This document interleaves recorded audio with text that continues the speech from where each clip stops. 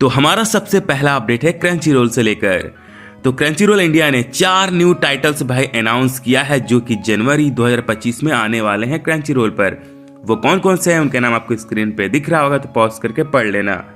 Next update है fire force के season 3 से लेकर, तो इसका एक नया की विजुअल बाहर आया है और सीजन 3 का जो पार्ट 1 है ये आने वाला है अप्रैल 2025 में और पार्ट 2 आएगा जनवरी 2026 में।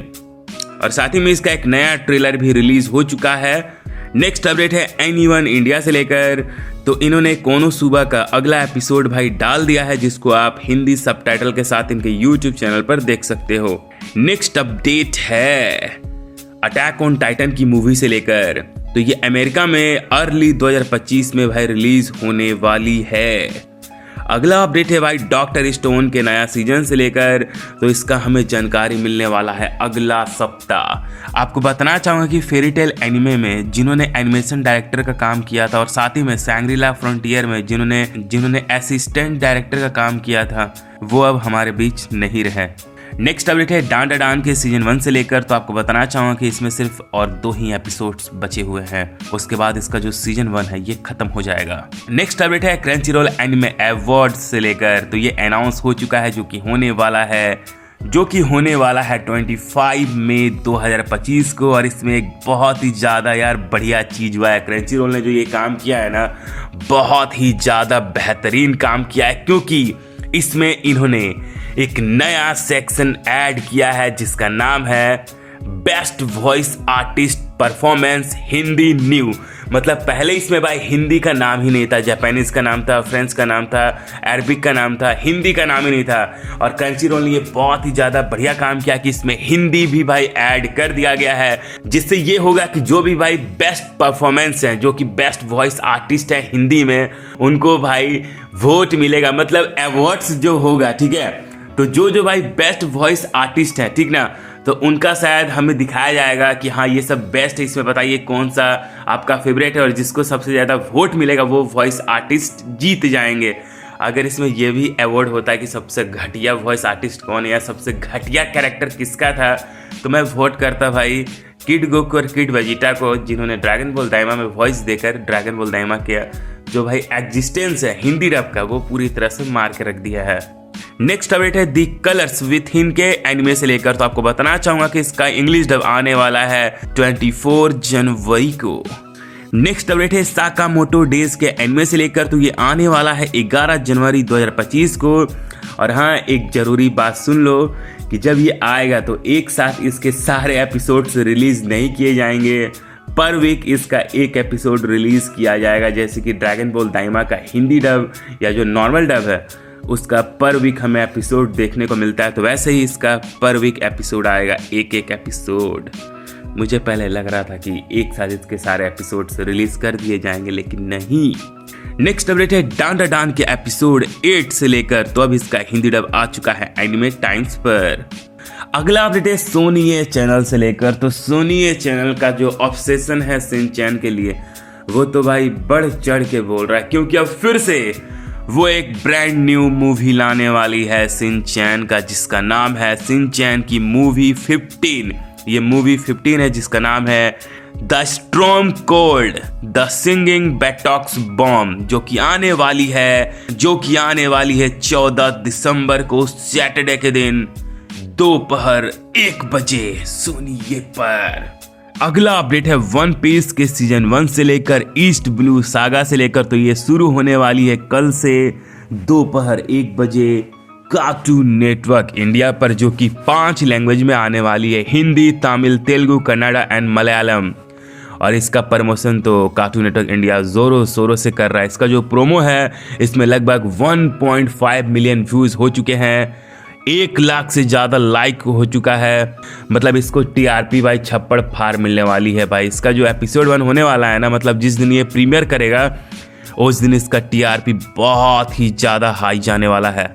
नेक्स्ट अपडेट है ड्रैगन बॉल दाइमा से लेकर, तो इसका एपिसोड 9 रिलीज हो चुका है। और बात की जाए इसका हिंदी डब का, तो इसका हिंदी डब का एपिसोड 5 भी बाहर आ चुका है। नेक्स्ट अपडेट है the angel girl next door spoils me rotten, तो इस एनिमे का बर्थडे स्पेशल इलस्ट्रेशन बाहर आया है। नेक्स्ट अपडेट है सनी आफ्टर दी रेन, तो इसका नया की विजुअल बाहर आया है। इसके बाद हनी लेमन सोडा, तो जो ये एनिमे है ये लिस्टेड हुआ है 12 एपिसोड्स के लिए। इसके बाद Alya sometimes hides her feeling in Russian, तो इसका नया कोलैब इलस्ट्रेशन बाहर आया है। इसके बाद मेडलिस्ट का नया की विजुअल बाहर आया है। इसके बाद मी एंड रोबोको का भी नया की विजुअल बाहर आया है। नेक्स्ट अपडेट है जेंसू एनिमे से लेकर, तो इसका भी नया की विजुअल बाहर आया है। नेक्स्ट अपडेट है cultural exchange with a game centre girl, तो इसका भी नया की विजुअल बाहर आया है। इसके बाद मैड सामा का भी नया की विजुअल बाहर आया है। अगला अपडेट है वन पंच मैन के सीजन 3 से लेकर, तो इसका पिग गॉड का नया की विजुअल बाहर आया है। और आपको बताना चाहूंगा कि जो साकामोटो डेज का एनिमे है ये लिस्टेड हुआ है 11 एपिसोड्स के लिए। नेक्स्ट अपडेट है इनविंसिबल के सीजन 3 से लेकर, तो इसका नया की विजुअल बाहर आया है। इसके बाद हेल मोड का एनिमे एडेप्टेशन ऑफिशियली अनाउंस हो चुका है। इसके बाद रोन कामोनो हासी, तो इसका एनिमे सीजन 2 का क्लाइमेक्स विजुअल बाहर आया है। इसके बाद बी स्टार्स का फाइनल सीजन का पार्ट 1 अब स्ट्रीम हो रहा है नेटफ्लिक्स पर, जिसमें 12 एपिसोड्स होने वाले हैं। इसके बाद night guide of the living cat, तो इस एनिमे का नया की विजुअल बाहर आया है और ये आने वाला है 2025 में। जो अगला अपडेट है ये है सोलो लेवलिंग री अवेकनिंग की हिंदी डब से लेकर, तो बारका को जिसने हिंदी में वॉइस दिया है उनका नाम है राणा दगुपति। और हिंदी डब में जो बारका का कैरेक्टर है उसमें बहुत बड़ी प्रॉब्लम है, और प्रॉब्लम यह है कि जब जब हमें बारका का वॉइस सुनाई देता है तो वहाँ पर हमें साउथ वाला जो एक्सेंट है वो सुनाई देता है। वो भाई समझ में आता है कि अरे भाई ये तो कोई साउथ एक्टर की वॉइस है। तो मेरे हिसाब से भाई कोई वॉइस एक्टर ही डब करता तो सबसे ज़्यादा बढ़िया रहता। जैसे कि जो राणा दगुपति है बाहुबली में उसको डब किया था मनोज पांडे ने, तो वही डब करते तो ज़्यादा बढ़िया रहता। वैसे बात की जाए भाई जो मेन कैरेक्टर है जिसको राजेश शुक्ला ने डब किया उनकी वॉइस मुझे काफ़ी ज़्यादा बढ़िया लगी। मतलब मूवी के अंदर उनकी वॉइस मुझे काफ़ी ज़्यादा बढ़िया लगी, उनकी वॉइस एक्टिंग बढ़िया लगी ट्रेलर के मुकाबले। जैसे कि एक सीन है कि जो बारका है वो अपने एक ग्रुप का मेंबर को लेके जाता है जो मेन कैरेक्टर है उसके पास और बोलता है मेरे दोस्त ने मुझे बताया है कि इस ग्रुप में कोई है जो बहुत ही ज़्यादा ताकतवर है, तो ये अपनी ताकत आजमाना चाहता है।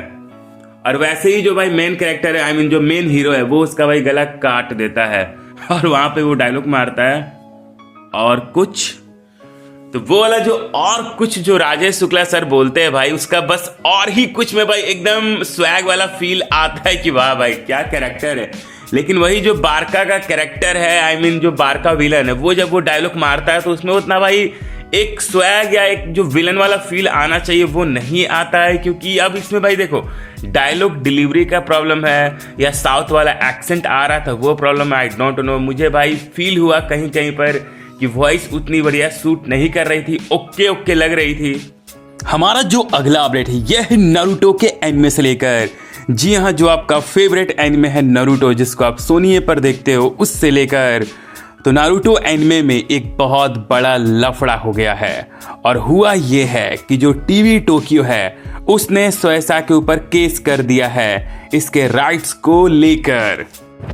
और उसने केस इसलिए किया है क्योंकि जो टीवी टोक्यो है वो नारुतो का पूरा कंट्रोल चाहता है अपने हाथों में, मतलब एक थोड़ा भी कंट्रोल वो सोएसा को नहीं देना चाहता है। इसलिए दोनों के बीच यार लड़ाई चल रही है।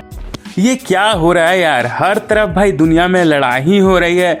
जैसे कि अभी हाल ही में हमें यार पता चला था कि जो अकियो है और जो सोएसा है दोनों के बीच भाई लड़ाई चल रही है ड्रैगन बॉल के राइट्स को लेकर। जो अकियो है वो भी भाई ड्रैगन बॉल का राइट चाहता है और जो सोएसा है वो भी चाहता है। मतलब भाई क्या हो रहा है भाई, मतलब एनिमे में भी भाई लड़ाई चल रही है। हमारा जो नेक्स्ट अपडेट है ये है भाई एनिमे हिंदी डब लवर से लेकर, जो कि पायरेसी करके हिंदी डब एनिमे अलग अलग पायरेट वेबसाइट से जाकर डाउनलोड करते हैं। और मुझे पता है कि कौन कौन से वेबसाइट से आप लोग डाउनलोड करते हो, तो आप लोगों के लिए एक बहुत ही बड़ा बैड न्यूज़ है। एक तरह से आपके लिए ये बहुत ही बुरा सपना है, एक नाइटमेयर। तो जो भी ये भाई पायरेसी करके देखते हैं तो उनका भाई जीना मुश्किल होने वाला है। उनका ये भाई जो देखना ये ज़्यादा दिन तक अब नहीं चलने वाला, क्योंकि अब जो जापानीज गवर्नमेंट है, जो सरकार है जापानीज सरकार, वो एक ऐसा एआई टूल बना रही है, ऐसा सिस्टम बना रही है कि जितना भी पायरेट वेबसाइट्स है वो सबको वो डिटेक्ट करेगा और डिटेक्ट करके हमेशा के लिए उसको डिलीट कर देगा, बैन कर देगा, मतलब टेक डाउन कर देगा। और आगे चल के जो टेलीग्राम है वो भी तो बंद ही होगा। और जितने भी पायरेसी लोग करके देखते हैं वो अब नहीं कर पाएंगे। और इंडिया में भाई जितने भी लोग एनिमे देखते हैं, मुझे लगता है 90% से ज़्यादा लोग एनिमे पायरेट करके देखते हैं, पायरेसी करके देखते हैं। तो अब जो भी ये भाई पायरेसी करके हिंदी डब में देखते थे, तो अब वो नहीं देख पाओगे।